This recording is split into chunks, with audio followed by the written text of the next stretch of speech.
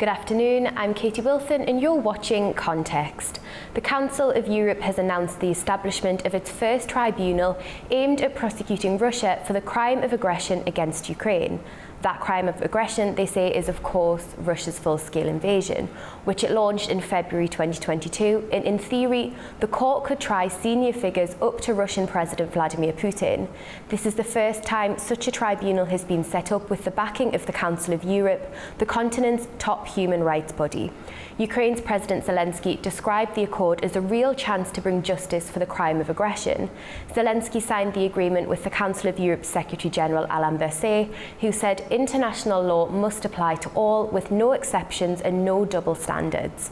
The 46-member Council of Europe is not part of the EU, and members include key non-EU states such as Turkey, the UK and Ukraine. Russia was expelled in the wake of its invasion of Ukraine. Joining me now to discuss what all of this could mean is Professor Taras Kuzio from the National University of Kyiv Mohyla Academy and political analyst Nelson Dordelly Rosales. Thank you both for being with us. Now, Mr. Rosales, I'd like to start with you. Could you talk me through the significance of the Council of Europe? How much authority do they actually have? Well, the Council of Europe is a very important institution for the continent of Europe in the sense of it brings respect for human rights. It actually creates an entire mechanism for citizens and also member states to find justice, particularly on different topics, including human rights, at the level of the entire European continent, which is something that we have seen many decisions being made by the Council of Europe that have transformed the way the legal systems in every single country has deal with justice and fairness. So it's a very important institution for the continent. Professor Kuzio, I'd like to bring you in here. What do you think Ukraine is hoping will result from this tribunal? Well, obviously, this follows the indictment of 6 Russian officials, including Putin, by the International Criminal Court. I mean, I think that was still far too few a number of people because Ukraine has collected over 160,000 examples of Russian war crimes. But this is basically a continuation of the work of the ICC, and it will be a condemnation not so much of individuals, but of Russian policy, both foreign and military policy towards Ukraine, because the tribunal is condemning and prosecuting the actual act of military aggression against Ukraine. Now, we don't obviously expect any Russian leaders to be in the dock in Strasbourg and in The Hague, but nevertheless, this is important in the sense of it's an attempt to re-emphasize the importance of international law. I think that the most important aspect of Russia's war, one of the most important aspects, is that the entire foundation of our kind of international law, United Nations, international organizations like the Council of Europe and others, are potentially under threat from countries like Russia. And so this is an attempt to reassert that international law and say, no, what you're doing is wrong. And so it's also, of course, a unique situation. Russia is a nuclear power, so this is the first time a nuclear power is actually in the dock for military aggression. Would you say then that this is more symbolic than it is, something where we'll get tangible, practical outcomes? Well, of course, it's going to be symbolic, but at the same time, we don't know how many people are going to get criminally prosecuted from this tribunal, because it's probably going to be a lot broader than what the ICC has indicted so far. So that would mean that many Russian military, diplomatic, journalistic, political leaders will no longer be able to travel in Europe. I mean, because they will be arrested and put into criminal proceedings if they do. So this cuts off the Russia's elites from from Europe. So it's symbolic, but I don't think we should underestimate the impact as well, especially as well the impact will have on the global south, because this is sending a signal that countries cannot just invade their neighbors. And let's remember, in the former Soviet Union, only 2 countries did this, Russia and Armenia. Every other 15 countries emerged from the Soviet Union. 13 of them accepted their republican boundaries as international borders. Armenia and Russia did not. And Armenia's occupation of Azerbaijan has ended in 2020, 2023.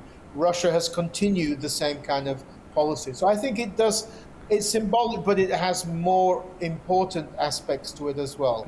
I want to talk a bit more about that, actually. So obviously the as you mentioned, Armenia's occupation, that didn't reach that tribunal level, and you mentioned Russia's nuclear status. Is that what makes this different, and that it is reaching this unprecedented tribunal level? Well, it's the Council of Europe, or the Parliamentary Council of Europe, says this is the first time that it's ever set up a tribunal like this. It is surprising, yes, but maybe the dates were all wrong for Azerbaijan and Armenia, because the First Karabakh War ended in 1992, just as the USSR was disintegrating. Possibly that had an impact on why the Council of Europe didn't create a tribunal for Armenia's occupation. I think you cannot also ignore the fact there's probably double standards here. Armenia has a massive lobby, of course. It has a massive diaspora in France. And so it would be difficult to imagine the Council of Europe agreeing to a tribunal for Christian Armenia, which has many supporters in Europe. But the dating, I think probably the dates were sadly all wrong, because the 15 successor states of the former Soviet Union joined the Council of Europe in the 1992, precisely in the same year that the war ended and Armenia solidified its occupation of Azerbaijan. I mean, the similarity is that Armenia occupied 20% of Azerbaijan, and Russia is currently occupying 20% of Ukraine. And there's a clear similarity, because only those 2 countries, Armenia and Russia, refused to accept the old Soviet boundaries as the new international borders. Mr. Rosales, I'd like to bring you back in, and obviously we were talking about Russia and the outcomes of this. How concerned are you that Russia is simply beyond diplomacy or beyond taking any notice of international law? It's a great question, and right now a lot of leaders are having that question in mind when they're having the meetings in the Council right now here in Brussels. The idea here is that, of course, it's really difficult when you have a country that is broke as right now is Russia, and of course have nuclear weapons.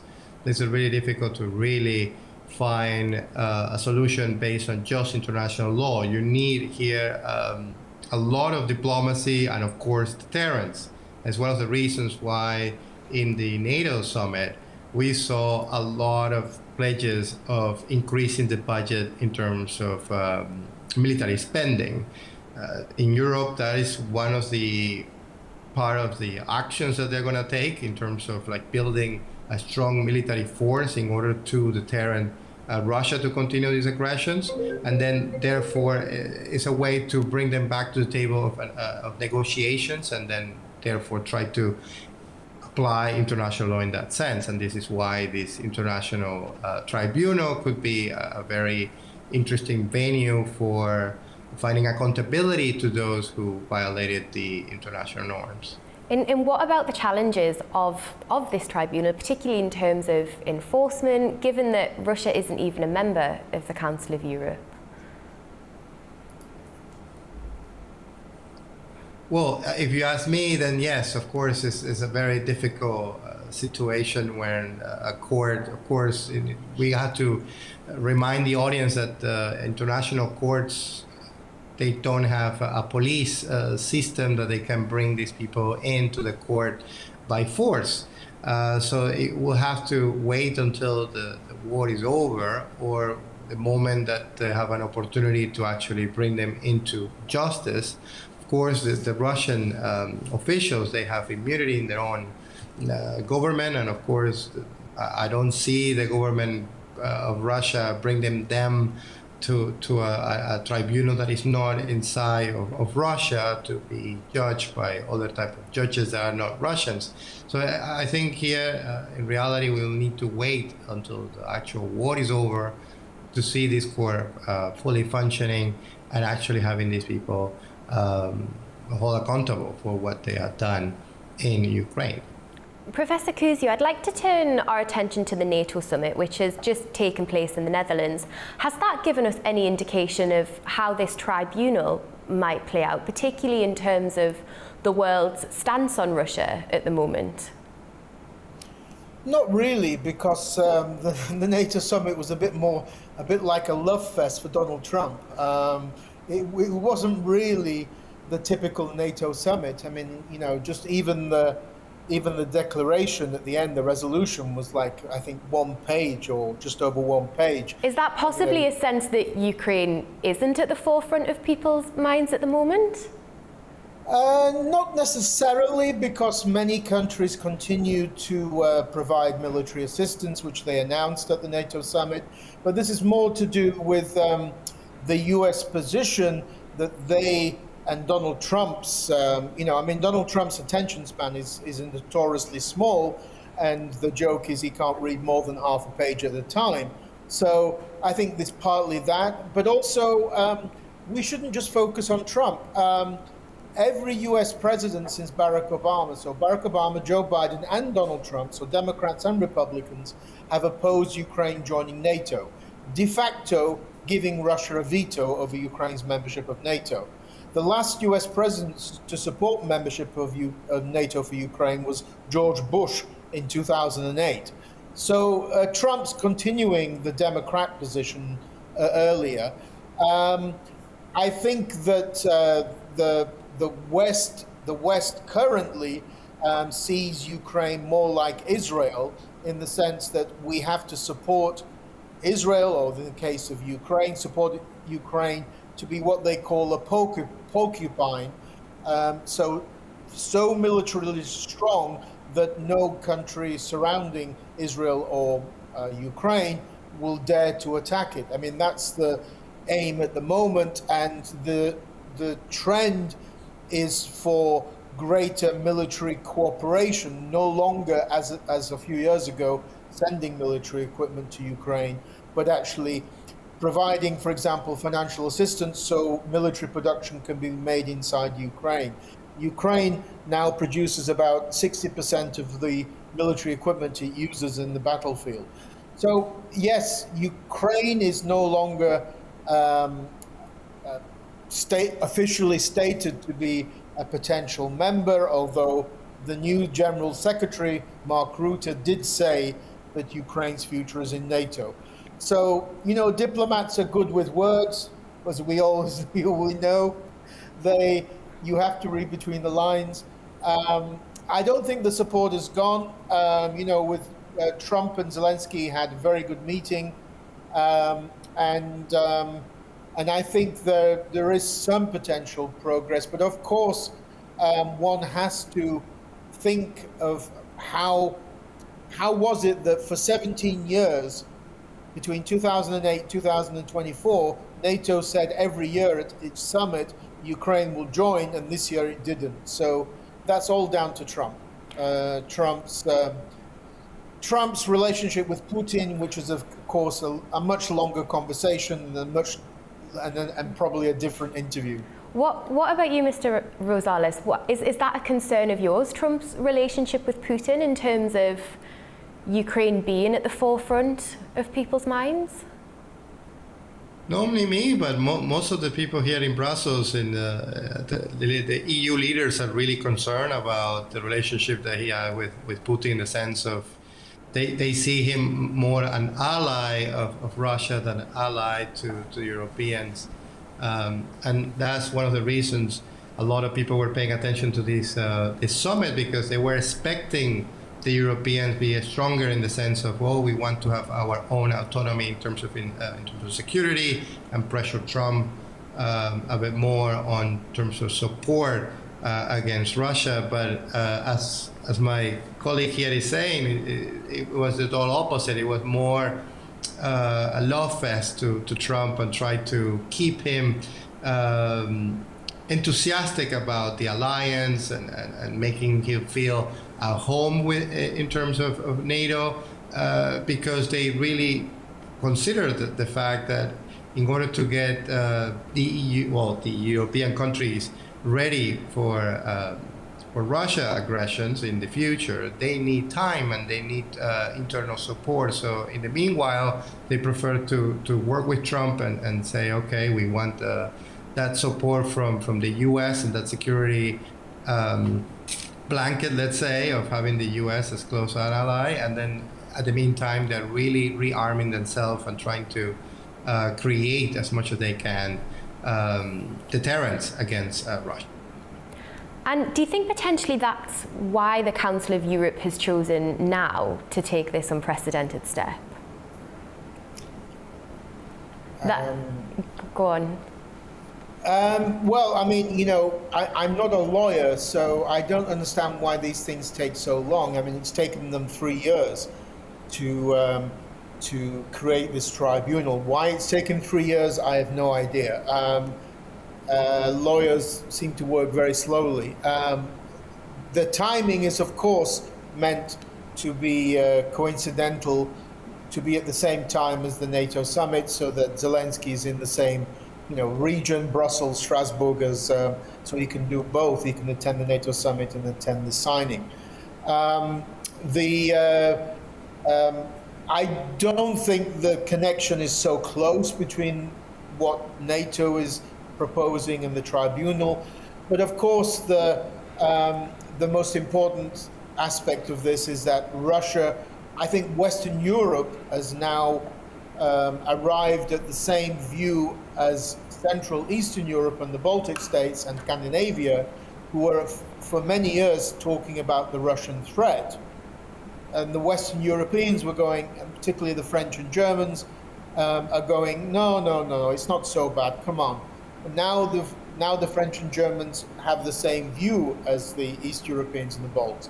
Not everybody, of course. The Spanish and maybe Italians are still a bit unwilling. I think for me the most fascinating aspect is that all the 32 members were given until 2035 to increase their defense spending from 2% to 3.5%. Well, let's remember that a 2% target was made in 2014, and as of today, still 10 members have not reached 2%. So how are they going to reach 3.5? I mean, I lived in Canada for 15 years. Canada hasn't reached 2% yet. Mr. Rosales, my final question is to you. Obviously, we've talked about how this is an unprecedented case, and so how will this set a precedent for future cases of aggression? Well, in the case of the tribunal, yes, it's an important step in the sense of it's trying to set the tone that no one is above the law, and it creates an institution that, of course, it needs the backing of the Security Council in order to have really more an effective outcome at the end. But at the same time, yes, it creates a very important step in towards to persecuting those who commit the crimes of aggression. We have to make sure that the crimes against humanity or war crimes are dealt with the Roman statute in the International Criminal Court, but this one will deal with the crimes of aggression. So he sent that signal to all member states, Global South, Global North, that they have to respect the international norms, otherwise they can be seen an accord at some point in their life. Well, that brings this edition of Context to a close. Thank you both for joining us. Now, as a reminder, the International Criminal Court in The Hague has already issued arrest warrants for Putin over the abduction of Ukrainian children. But while the ICC can prosecute war crimes, crimes against humanity and genocide, it does not have the jurisdiction to prosecute the crime of aggression. That is the decision to launch an armed attack on another state. The Council of Europe say this tribunal will fill that gap, and they hope it will begin work next year. We'll keep bringing you all of the latest here on Context. Thank you for watching. Bye for now.